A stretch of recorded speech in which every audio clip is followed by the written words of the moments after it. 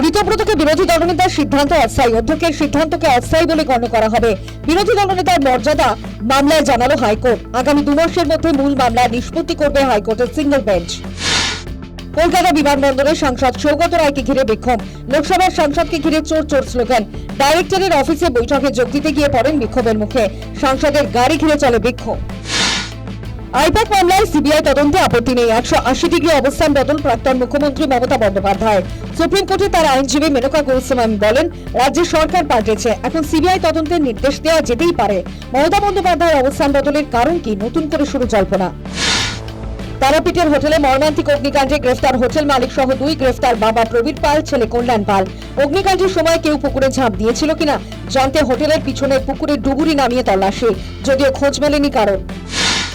তারাপীঠে মর্মান্তিক অগ্নিকাণ্ডের ঘটনায় করা অ্যাকশন প্রশাসনের। তারাপীঠের অলিগলিতে গজিয়ে হোটেল ও লজ। তারাপীঠে হোটেল ও লজ বন্ধের নোটিশ। 15টি হোটেল ও লজ বন্ধের নোটিশ দিল প্রশাসন। রাজ্যে মহিলাদের অ্যাকাউন্টে অন্নপূর্ণা ভান্ডারের 3000 টাকা। যারা যোগ্য হয়ে টাকা পাননি তাদের অ্যাকাউন্টে টাকা ঢুকবে 20 তারিখের মধ্যে। যারা টাকা পাবেন না তারা আবেদন করতে পারবেন পোর্টালে, ঘোষণা মুখ্যমন্ত্রী।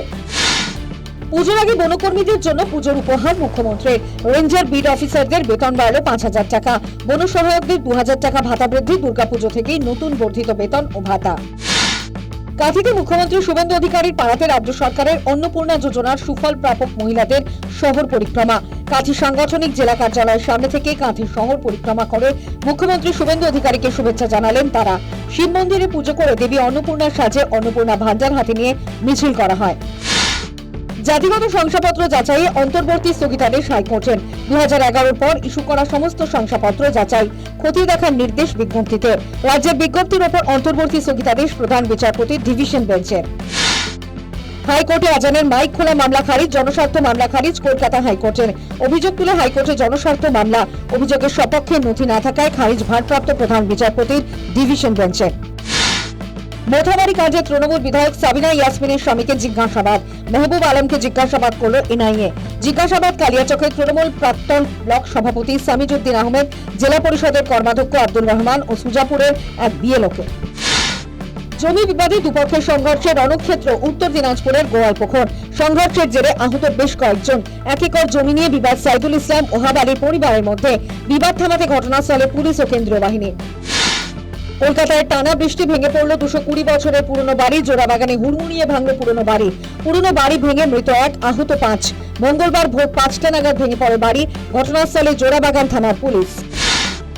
টানা বৃষ্টিতে জলমগ্ন পূর্ব মেদিনীপুরের একাধিক এলাকা। হলদিয়ার পর পটাশপুরে পুরমন্ত্রী অগ্নিমিত্রা পল। জলমগ্ন পরিদর্শন, দুর্গতদের সঙ্গে কথা পুরমন্ত্রীর। চলছে উদ্ধার কাজ। মুখ্যমন্ত্রীর আর্থিক সাহায্যের ঘোষণা জানালেন অগ্নিমিত্রা পল। টানা বৃষ্টির জেরে দামোদরে জলস্ফীতি। দফায় দফায় জল ছাড়ছে দুর্গাপুর ব্যারেজ কর্তৃপক্ষ। ডিভিসির মাইথন জলাধার এবং পাঞ্চের জলাধার থেকে জল ছাড়া হয়েছে। সেই জল দামোদরে আসে। এছাড়াও বাঁকুড়া, পুরুলিয়া ও পশ্চিম বর্ধমানের দামোদর অববাহিকায় প্রচুর বৃষ্টি হওয়ায় সেই জলও দুর্গাপুর ব্যারেজে এসে পৌঁছায়। এর ফলেই দুর্গাপুর ব্যারেজে জলস্ফীতি।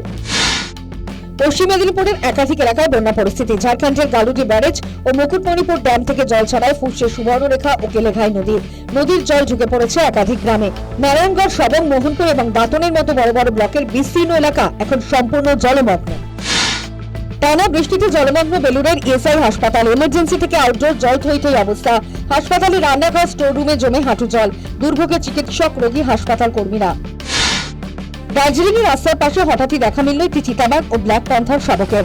রাস্তার পাশেই খেলতে দেখা যায় 2 শাবককে। মঙ্গু থেকে পুবং যাওয়ার পথেই দেখা গেল এই দৃশ্য। 2 শাবককে খেলতে দেখে দাঁড়িয়ে পড়েন স্থানীয় বাসিন্দারা। কিছুক্ষণ পরে অবশ্য তারা আবার জঙ্গলে ঢুকে পড়ে। ডুরান্ড সেমিফাইনালে বুধবার ইস্টবেঙ্গলের প্রতিপক্ষ এফসি দিল্লি ক্লান্তিকে ভয় হাভাসের। এএফসিতে ইস্টবেঙ্গলের পরের রাউন্ডের সূচি প্রকাশিত। কপিল দেবকে স্পর্শ করলেন রবীন্দ্র জাদেজা। টেস্টে 350 উইকেট পেয়ে করলেন নজির। 0 রানের লজ্জার রেকর্ড যশস্বী জয়সওয়ালের।